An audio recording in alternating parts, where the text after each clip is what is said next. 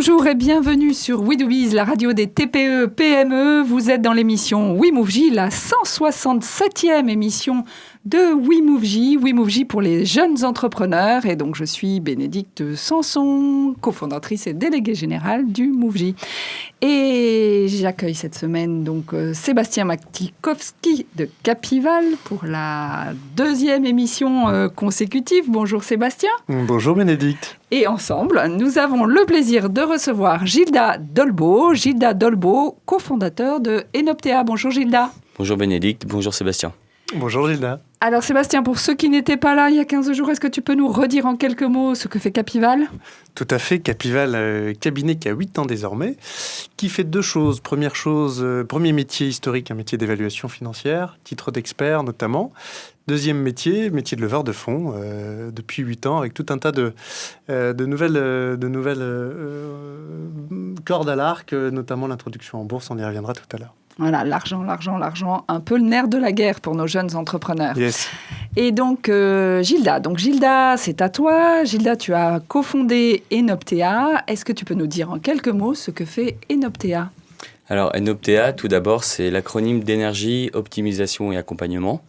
Et c'est une société de conseil qui accompagne les entreprises pour maîtriser leurs dépenses énergétiques. Alors, Enoptea existe depuis septembre 2014 et vous êtes 3 associés. Tout à fait. Alors, c'est une association qui est familiale. On est 2 frères et un cousin. Et un cousin. Alors, pour la petite histoire, le cousin, c'est un finaliste du premier prix Move J Innovons Ensemble. Et oui, on ne rajeunit pas. On travaille également en famille. Voilà. Alors, Enoptea, est-ce que tu peux nous en dire un petit peu plus ? Quelle est la cible de ton entreprise ? Sur quel marché tu travailles ?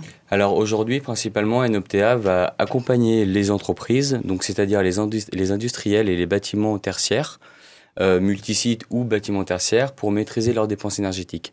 Donc qu'est-ce que ça veut dire ?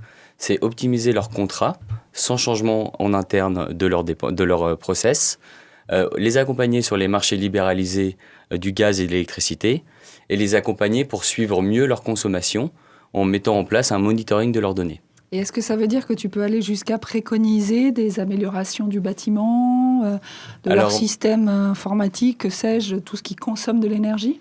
Alors aujourd'hui, on n'est pas sur le changement de process, on est bien sur la mesure de la consommation d'énergie, donc que ce soit sur facture ou directement sur site. Ça va permettre en fait de vérifier les actions d'économie d'énergie, de changement de process qui peuvent être effectuées sur les sites et voir si les actions d'économie d'énergie, ce qu'elles ont réellement produit comme économie ou comme optimisation. D'accord, donc on est sur de l'optimisation et donc du coup vous vous rémunérez comment ? Est-ce que c'est un coût fixe à l'intervention ou justement est-ce que c'est proportionnel à l'optimisation que vous apportez ? Alors en fait c'est les deux. On a une partie optimisation avec un success fee, donc c'est-à-dire en fait on va se rémunérer sur les économies qu'on fait faire aux sociétés. Et deuxièmement en fait l'accompagnement qu'on va apporter aux entreprises pour les marchés sur libéralisés, parce que Enoptea a développé vraiment une méthodologie propre à elle-même. Et la partie mesure des consommations va être sous forme d'abonnement ou de forfait. Est-ce que... Oui, j'avais une question. C'est un sujet sur lequel il y a beaucoup d'intervenants, il y a beaucoup de choses à faire. Oui. C'est, me semble-t-il, dans un bon time to market. Pour autant, là, c'est un petit goût d'optimisation de coûts, oui. Plus particulièrement, et pas forcément plus largement en fait de changement de process en interne, ou peut-être même en fait de conscience écolo / dépenses énergétiques. Est-ce que vous avez envie en termes de marque de devenir en fait un réflexe plus largement qui serait, je vois la certification ISO par exemple, une sorte de labellisation? Alors tout à fait, en fait, nous peut-être pas directement faire l'ISO, mais justement accompagner les entreprises vers une meilleure, gestion de l'énergie. Et la nouvelle justement norme ISO 50001, qui vient d'être créée, qui n'est pas encore obligatoire dans les sociétés, va devenir un standard, une référence pour son management de l'énergie. Et donc, outre l'optimisation des coûts, nous accompagner justement les entreprises pour obtenir cette certification ISO 50001. Aujourd'hui, en fait, Yann, qui est responsable technique de la société, passe à une certification qui s'appelle IPMVP et qui permet en fait de mesurer en amont et vérifier en aval si justement les optimisations et les économies via les changements de process sont bien en place. Alors, compte tenu de ton type d'intervention, j'imagine que les TPE ne sont pas forcément tes premiers clients ou ta première cible. Tu t'adresses à quelle taille d'entreprise? Tu démarres à partir de quelle taille? Alors, nous, nos entreprises cibles, bien sûr, parfois, on fait des entreprises qui sont moins importantes parce que le chiffre d'affaires a besoin de rentrer, c'est normal. Mais aujourd'hui, notre entreprise cible va être un industriel entre 10 et 250 millions d'euros de chiffre d'affaires. D'accord, donc là où il y a de la consommation énergétique. Exactement. Des bâtiments industriels, parce que ce sont ceux où on imagine qu'il y a effectivement, ce sont souvent des bâtiments un petit peu anciens. Bâtiments frigorifiques aussi. Ouais. D'accord, très bien. J'ai oublié de dire en te présentant que tu es un des premiers mentorés lyonnais. Donc, oui. Donc tu es basé à Lyon. Est-ce que ton domaine d'intervention, c'est Lyon et sa région, ou est-ce que vous visez d'emblée plus large? Quelle est géographiquement, là, cette fois-ci, ta cible, maintenant qu'on sait qu'il faut faire un minimum de 10 millions d'euros pour venir te parler? Alors aujourd'hui, en fait, les entreprises qu'on vise sont réparties sur toute la France. On est beaucoup axé, alors c'est une bonne chose parce que ces entreprises consomment beaucoup dans l'agroalimentaire. Et l'agroalimentaire, en fait, il y a des entrepôts frigorifiques et c'est des grands consommateurs d'énergie. Et les agroalimentaires sont basés principalement dans la région Bretagne, mais également en Auvergne. Et donc, en fait, nos clients aujourd'hui sont dans ces régions-là, mais on est bien évidemment sur toute la France. On va d'ailleurs faire quelqu'un qui n'est pas industriel, mais peut-être un très grand hôtel à Paris. D'accord, donc sur toute la France, ça veut dire qu'aujourd'hui, vous êtes combien? Ou si vous n'êtes encore que les associés, comment vous organisez pour gérer ça? Alors aujourd'hui, en fait, donc nous sommes 3 associés, une partie technique qui est faite par Yann, Martin qui est le 3e associé, la responsable plutôt digital, et moi je suis la partie commerciale. Donc comment on gère ça? Ça va être tout ce qui est partie prospection et aller chercher les clients, ça va être de mon ressort. Et forcément en partie aussi Yann, parce que quand on est entrepreneur et que ça fait moins d'1 an qu'on crée sa société, les meilleurs commerciaux de leur boîte, c'est bien ceux qui l'ont créé. Les fondateurs, c'est bien vrai. C'est bien vrai. C'est toujours quelque chose d'ailleurs qui est très sous-estimé chez les jeunes entrepreneurs. C'est le temps qu'il va falloir consacrer à cette prospection commerciale. Tout à fait. Et en fait, on se rend compte aujourd'hui que la concurrence sur une partie de notre offre est quand même présente. Et que c'est sûr qu'aujourd'hui, vu qu'on est une jeune entreprise, il faut aller de l'avant et surtout savoir vendre notre offre. Et donc, c'est nous qui savons mieux la vendre. Le mieux. Sébastien. Petite question par rapport à la différenciation, justement, parce qu'il y a beaucoup d'acteurs, me semble-t-il. Qu'est-ce qui fait qu'on a plutôt envie d'aller vers vous que vers un autre tiers? Alors aujourd'hui, en fait, nous, on a développé une méthodologie qui permet vraiment d'approcher en fait, le problématique de l'optimisation des coûts sur les coûts précisément. Ne pas en fait se différencier en fait vers la partie optimisation du process, et en fait on approche le client avec un service global de l'optimisation du contrat jusqu'à un suivi. Et c'est pas juste du one shot de l'optimisation du contrat, ça va être vraiment l'accompagnement global vers le client. Et en fait sous Enoptea, la baseline est votre référent énergie. Et ça, c'est très important pour nous. En fait, on veut être le référent énergie de la société pour toutes ces questions d'optimisation de contrat et de suivi de consommation. Alors, qui est votre interlocuteur chez les entreprises que vous prospectez et comment vous allez les chercher? Est-ce que tu peux m'expliquer le process type de la prospection? Alors, c'est très intéressant. En fait, les interlocuteurs vont différer selon la taille des entreprises. Ah oui. Les petites entreprises, ça va être directement les directions générales, ou même le directeur ou le président de la société. Mmh. Dans les plus grosses entreprises, ça va être principalement les directeurs techniques, les directeurs achats, et parfois, en fait, les directeurs immobiliers.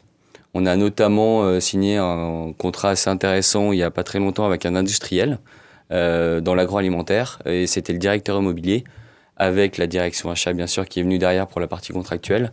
Mais au début, la validation technique a été faite par le responsable immobilier. C'est vraiment un gros compte, parce que le responsable immobilier, il faut quand même avoir une certaine taille. Ils avaient une dizaine de sites en France. Ils voulaient ouvrir des postes de R&D un peu partout en France, justement, pour grandir, enfin, pour tester le marché. Sébastien. Oui, concrètement, ça fait gagner... Qu'est-ce que vous pouvez faire gagner, en fait, en termes de coûts annuels, par exemple, ou en pourcentage par rapport à une facture qui t'est donnée? Alors, tout dépend de l'avancée, je dirais, de la société en elle-même sur sa connaissance de la consommation de l'énergie et même du marché de l'énergie. Aujourd'hui, on arrive quand même à se positionner jusqu'à 10-12% d'économie sur une facture. D'une part sur la partie optimisation et d'autre part sur la partie accompagnement marché. Ce qu'il faut savoir, c'est qu'au 1er janvier 2016, toutes les entreprises professionnelles ont l'obligation de souscrire à un contrat de marché sur le marché de l'électricité, du gaz et de l'électricité. Ce qui veut dire quoi donc ? Ce qui veut dire que tous les professionnels vont devoir en fait signer un contrat autre que EDF du tarif réglementé. Donc en fait, c'est comme si on devait aller chercher un contrat, son électricité sur le marché et dire moi je veux mon électricité à ce moment-là. Et donc signer un contrat pour avoir ce prix-là sur le marché. C'est à nous de faire la démarche. Waouh. Alors Exactement. là, je pense qu'effectivement, vous avez un boulevard devant vous parce que ça nous laisse assez perplexes tous les deux. Je vais revenir un peu sur tes associés. Vous êtes 3 associés. Tu es l'associé... comme je connais un petit peu ton histoire, hein, tu es l'associé commercial, mais qui avait l'expérience technique. Oui. Ton frère est ingénieur et lui, il avait l'expérience commerciale. Et le 3e a l'expérience digitale. Bon, j'imagine que c'est pour vous donner effectivement un coup de main côté commercialisation et visibilité. Exactement. Mais justement, vous vous êtes rapprochés. Comment vous avez choisi de répartir les tâches ? Est-ce que vous êtes appuyé sur votre formation initiale, sur vos compétences développées en entreprise, puisque vous aviez tous les deux de l'expérience ? Sur vos envies ? Comment ça se passe ? Sur vos envies, merci Sébastien, c'est important. Les envies aussi. Alors je dirais que c'est un mix de tout. L'envie, bien évidemment. Alors aujourd'hui, en fait, j'ai une formation commerciale de base et mon associé Yann, lui, a une formation ingénieur. Mais on a tous les deux commencé un peu avec des formations opposées à nos formations de base, où lui a commencé dans des sociétés de services informatiques, où il était plutôt commercial, et moi, parti, je dirais, expert en achat d'énergie. En fait, pour revenir un peu à nos racines, et quand on a décidé de créer la société, c'était en fait une envie de tous les deux de revenir à ses racines et de reprendre Yann la partie technique et moi la partie commerciale. Et je pense que maintenant on fonde un binôme sur la partie vraiment opérationnelle, parce que Martin est présent, mais il a aussi lui sa société. Voilà, bien maintenant. Exactement. Vraiment revenir à ses racines, et donc cette volonté-là a fait que le binôme est pertinent et que Yann a pu développer l'ensemble des outils qu'on va utiliser en interne et qui vont peut-être prendre une plus grande, je dirais, ampleur, place dans la stratégie de l'entreprise, et cette partie commerciale qui, moi, me titillait même dans mon ancien boulot, dans mon ancien travail, et que je fais avec plaisir. D'accord. Et alors, comment vous avez fait pour vous répartir les parts entre vous quand on est frère, quand on est 3, un cousin Comment ça se passe Aujourd'hui, on a quand même... Une petite belote, un vendredi soir. Vendredi soir. Exactement, autour d'une bière. Non, en fait... Des ballons de rugby. Je me suis laissé dire qu'il y avait beaucoup de rugby dans cette aventure. Pour pas dire qu'il y avait beaucoup de bière, bravo. Voilà. Alors, les deux peuvent aller ensemble. Exceptionnellement. Bon, on y revient. La répartition des parts. Donc en fait, la répartition des parts, au tout début, on n'était que tous les deux avec Yann. Et en fait, avec, je dirais, l'environnement qu'on peut, et les conseils qu'on peut avoir de personnes extérieures, on a décidé d'avoir une tierce personne. D'une, parce qu'on avait cette compétence qui nous manquait. Et de deux, parce que pour les décisions, avoir une tierce personne, si on est tous les deux pas d'accord, c'est toujours quelque chose qui est mieux, en tout cas, pour pouvoir trancher. On est quand même aujourd'hui, je pense, dans une démarche vraiment où, en fait, vu qu'on est frères, on se connaît et qu'on peut arriver justement à se projeter dans les décisions et à bien définir l'ensemble de ces choses-là. Mais une tierce personne nous semblait indispensable justement pour peut-être je dirais, nous passer par... Voilà. Arbitrer, voilà, exactement. Quand on y vient en rugby. Hein. Tout à fait, le mot est juste. Arbitrer si vraiment le désaccord est présent. Alors, avant d'aller un petit peu plus loin justement sur cette association entre frères, je vais redonner la parole à Sébastien. On a parlé un petit peu de Capival. Est-ce que tu as une actualité importante dont tu voudrais nous faire part aujourd'hui ? Écoute, Bénédicte, oui. Alors Alors, l'actualité, il y en a toujours par rapport à nos dossiers, il y en a toujours par rapport à l'écosystème. Il y en a une plus particulière qui est liée au fait qu'on accompagne un partenaire bancaire dans l'ensemble de ces opérations de M&A. Tu le sais, le partenaire bancaire aujourd'hui a une mauvaise presse, mais pour autant, essaie toujours systématiquement, il essaye en tout cas de trouver le penchant en fait, de la dette, c'est l'equity.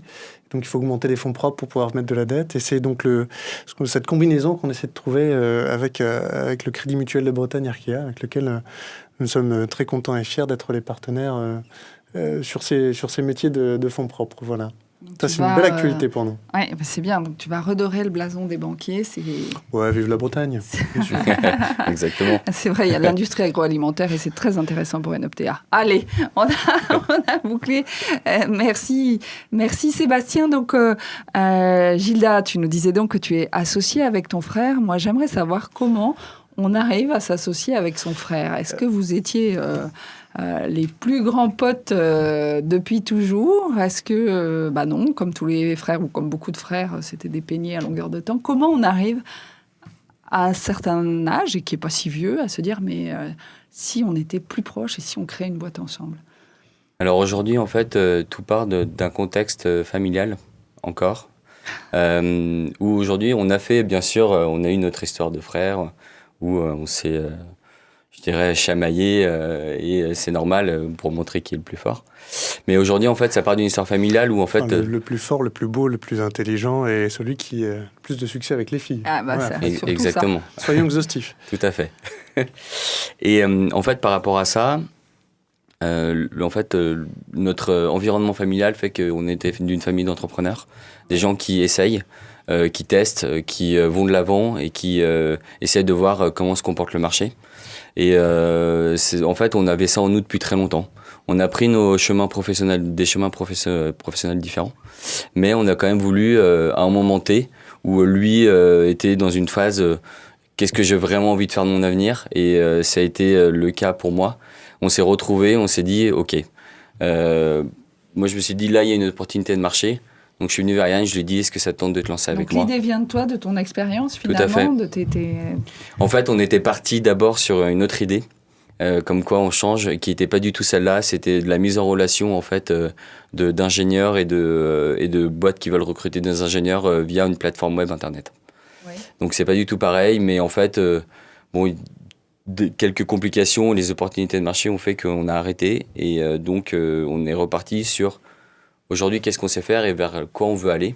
Et le monde de l'énergie nous plaisait tous les deux. Et donc, on est parti sur ce projet-là, sur Enoptea. Et on est très fiers maintenant, pour l'instant, en tout cas, de là où on en est.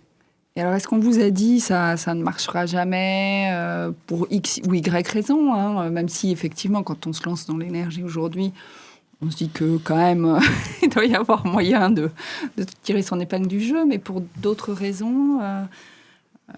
En fait, on n'a pas eu tellement... bien sûr, bien évidemment, il y a des gens qui disent vous êtes courageux, le marché est dur, c'est la crise. Toutes ces choses-là qui font que beaucoup d'entrepreneurs, ou peut-être des personnes, se démotivent. Et ce qui est dommage, parce qu'à partir du moment où on a une idée, l'idée est là, mais il faut savoir la transformer. Et en fait, il faut se battre au quotidien pour la transformer. Donc si à partir du moment où on a des personnes extérieures, de l'environnement extérieur qui est entre guillemets mauvais, il faut le transformer en opportunité et se dire que ces personnes-là, il va falloir les convaincre encore plus. Et donc dans ce cadre-là, on a été quand même assez soutenus au niveau de la famille, au niveau des amis, en disant vous êtes courageux, c'est bien de le faire. Et donc forcément ça porte. Et puis les personnes qui étaient moins enclins, on était encore là pour les convaincre encore plus. D'accord, vous avez trouvé dans leur contre-argumentation des idées pour développer votre propre argumentaire. Tout à fait. D'accord. Oui, Sébastien. Oui, petite question par rapport à cette activité qui est une activité de service, uniquement, sur laquelle vous apportez en fait une valeur ajoutée qui me paraît évidente puisqu'elle permet tout de suite de faire des économies.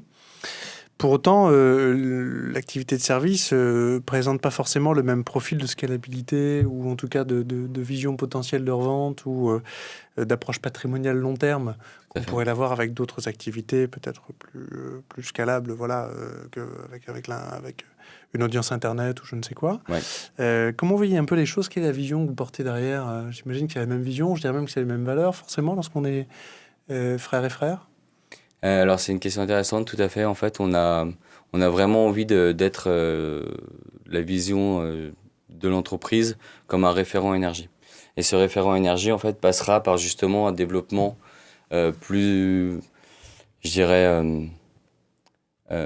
plus exacerbé en fait vers justement un produit ou vers justement quelque chose qui pourra être développé, un logiciel, des outils, et ce qui fera grossir, je dirais, peut-être la valeur patrimoniale de la société. Aujourd'hui, en fait, il y a toute la balance entre, je dirais, la partie avoir de l'argent et développer quelque chose. Donc peut-être que justement, une levée de fonds pourra être faite d'ici à 1 an. Il y a une ambition et une vision, mais bon, je crois que pour l'instant, ces projets sont un petit peu confidentiels. On va revenir sur cette vie d'entrepreneur. Vous étiez tous les deux salariés. Alors, on a l'habitude de dire que le salariat, c'est quand même un certain confort. Qu'est-ce que ça a impliqué de vous lancer comme entrepreneur dans votre vie quotidienne, votre vie de famille? On t'a pas posé la question. Est-ce que tu as une copine? Est-ce que ton frère? Est-ce que vous êtes mariés? Mais voilà, c'est un changement de vie. Comment on passe cette transformation quand on saute le pas vers l'entrepreneuriat? Alors, c'est très intéressant. En fait, j'ai été interviewé par l'Opal, en fait, qui est un organisme qui fait des statistiques sur Lyon, justement, sur ces salariés qui partent de leur entreprise. Et ce qu'il en ressort, en fait, c'est que le monde de l'entreprise, où quand on est salarié, est une très bonne chose. Et si on arrive à faire passer ces idées au niveau de la direction, c'est très bien. Mais en fait, on a ce sentiment de liberté et c'est cet ancrage de vouloir, en fait, faire avancer les choses un peu à sa manière qui est encore plus importante. Et aujourd'hui, c'est vrai que ça change des choses. On a une diminution de la vie de tous les jours, du temps libre, de la vie consacrée à soi. Mais en fait, l'aventure est tellement, je dirais, enrichissante par ailleurs que ça se complète, la balance est là. Et donc, on avance. Aujourd'hui, Yann est marié et a eu son 2e enfant. Donc, on peut avancer même si on crée son entreprise. Il y aura tout le temps des freins. Donc, à partir de ce moment-là, c'est si on ne veut pas combattre les choses, on ne les combat pas. Pourquoi pas? Mais si on veut être entrepreneur, il faut combattre les choses, aller de l'avant, convaincre et se dire que les choses matérielles, pendant un temps, en tout cas on l'espère, doivent être mis de côté. Oui, Sébastien? Je voulais savoir ce que tu avais appris sur toi et surtout sur ton frère depuis septembre 2014. Question très intéressante. Alors en fait, on est complémentaires sur l'attitude, où moi je vais être un peu plus fonceur et que Yann va peut-être être un peu plus reposer les choses en disant ok, on a toutes ces possibilités-là, on en discute ensemble pour choisir, je dirais, les meilleures. Et là-dessus, outre le fait qu'on soit frères, parfois, même quand on est en rendez-vous tous les deux, on arrive à se comprendre sans se parler. Et ça, c'est pas mal. C'est beau. Ouais, c'est bravo. Autre question forcément qui me brûle les lèvres. Est-ce que lorsqu'on est dans un combo frère et frère, il reste de la place pour les autres membres de l'équipe? Alors aujourd'hui, oui, en fait, Martin a cette fonction-là de stratégie digitale qui aujourd'hui est minoritaire dans l'entreprise parce que c'est pas notre priorité. Et lui, en fait, a cette fonction-là où il a ses tâches qu'on lui donne. Une fois par semaine, on a un rendez-vous le lundi matin avec les 3 associés où on se répartit les tâches. Et je crois que même lui, en fait, dans les tâches qu'on lui donne et que lui veut faire et les idées qu'il nous donne, ça se complète très bien. Alors, tu as parlé tout à l'heure de cette liberté qu'on ressent quand on est salarié. On se sent un petit peu enfermé. On se dit, mais quand je serai entrepreneur, je serai plus libre de faire avancer mes idées. Comment tu ressens cette liberté aujourd'hui? Alors oui, c'est vrai que le mot libre est peut-être un peu trop fort. Liberté, si, parce que la liberté, après, c'est la liberté de pouvoir développer les choses dont on a envie. Par contre, c'est vrai que la liberté elle est, je dirais, quand même, si on n'a pas les clients, la liberté devient beaucoup moins importante. Et c'est quand même le nerf de la guerre. Et qu'aujourd'hui, toutes les TPE et PME, le carnet de commandes, c'est quand même le nerf de la guerre. Et donc, on peut avoir les libertés sont les libertés de décision. Après, on a des comptes à rendre au niveau de ses clients et on peut avoir des comptes à rendre au niveau aussi des banquiers et des financiers. D'accord. Alors Yann et toi, vous avez souhaité être accompagné, rejoindre le MoveJ, donc être accompagné par un mentor. Est-ce que ce mentor vous aide à trouver, ou comment vous aide-t-il peut-être à trouver cette voie de la liberté ? Alors, notre mentor est Christine Monnier et on est sincèrement très, très, très, très content de l'avoir avec nous. C'est quelqu'un qui comprend les choses, qui n'est pas intrusive, je dirais, dans la façon dont on aime et nous fait comprendre les choses. Et c'est une personne qui est géniale. Sincèrement, pour ça, je remercie le MoveJ. Qu'est-ce qu'elle t'apporte concrètement ? Et alors concrètement, en fait, elle nous permet de nous poser vraiment les bonnes questions sur, par exemple, sur une stratégie qu'on a envie de développer, sur une approche d'un très très gros client. Elle va pas nous donner les conseils précisément, mais nous faire vraiment poser les bonnes questions pour se dire, ok, là, on fait les choses qui sont bien. Et elle nous aide aussi à voir un peu plus loin que notre travail de tous les jours, et notamment via les stratégies qu'on a envie de développer dans quelques mois, quelques années. Je dirais plus quelques mois. Alors justement, tout à l'heure, on parlait de levée de fonds avec Sébastien. Je crois que tu as beaucoup d'ambition et je crois que tu avais une petite question pour Sébastien à ce sujet-là. Je suis tout oui. Alors aujourd'hui, en fait, la levée de fonds, nous, on la ferait sur une partie qui serait un peu plus produit, mais il y a quand même une question sur les sociétés de services qui ont envie justement de développer leur savoir et leur valeur ajoutée, mais avec du recrutement de valeur ajoutée de personnes. Est-ce que aujourd'hui des levées de fonds existent sur la partie, je dirais, produit ou quelque chose de hard, mais sur la partie service, est-ce qu'il y a des solutions qui existent ? Levée de fonds pour, je dirais, recrutement de valeur ajoutée. Oui, alors c'est vrai que, sans rentrer dans la dichotomie entre d'un côté le pôle service qui a du mal à lever et un pôle produit qui est un peu plus facilité, je pense que la vraie question c'est, encore une fois, est-ce que on peut valider à une échelle 1 un modèle qu'on peut répliquer à une échelle 10 ou 100 ? D'accord. C'est toujours à peu près ça, en fait, la question pour un investisseur. Et est-ce que l'argent que je vais apporter va pouvoir pas simplement, en fait, représenter, en fait, une dépense immatériel, mais un actif immatériel. Est-ce que je vais pouvoir mettre en place une réputation, un label, une capacité en fait à être le référent, comme tu l'évoquais tout à l'heure. D'accord. Avoir également la capacité peut-être aussi de te créer des outils qui seront différenciants et qui permettront de loquer le client. Parce que tu vas être l'outil de mesure qui va systématiquement pouvoir en fait rentrer dans une fidélité ou un taux de churn qui serait très faible.